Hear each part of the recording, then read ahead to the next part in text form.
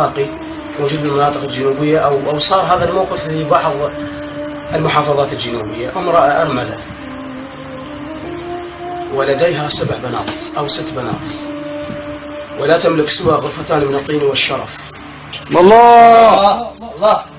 ولديها أخ ثري ولديهم مبالغ هائلة، فجاءت إليه فطلبت منه مبلغا من المال، فأعطاها تلك المبلغ، وفي اليوم التالي جاءها وطرق الحائط لأنها لا تمتلك باب. جعلت عباءتها سترا لها، فقال لها أعطيني المبلغ لأنك إذا صرفتيه لم توفيني الدين بعد.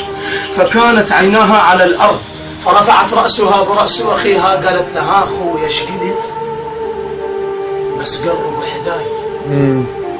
أخويا شقلت بس قرب حذاي، اللي هو مقلقل أخاف يسمع الناس. الله.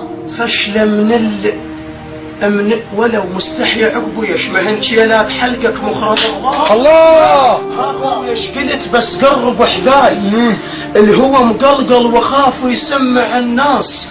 فشلة من الولو مستحي عقبه يشمهن شيلات حلقك مخرم الراس.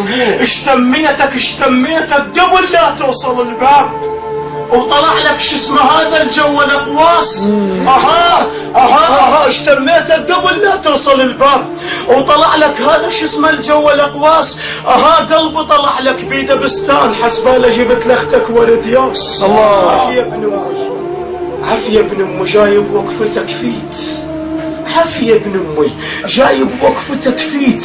اظنك رايد تقلد لعباس، الوقف راس الخواتم، وقف راس الخواتة وانت ما عيب، هم واقف لي لكن هيك على الراس. الله. عافية ابن امي جايب وقفتك فيت، اظنك رايد تفوق على عباس، الوقف راس الخواتة وانت ما عيب، هم واقف لي لكن هيك على الراس. تلقيتك غصن ب6 حمامات، وانت منين ما صد لك صرت فاس.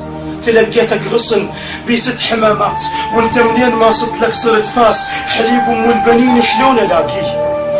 حليب ام البنين شلون الاقيه؟ ونقع ثياب خشمك وفرك الساس. انت صرفن يم خيته وشامر سنود، ايش علامه الله شمر لك مجعة احساس. الله.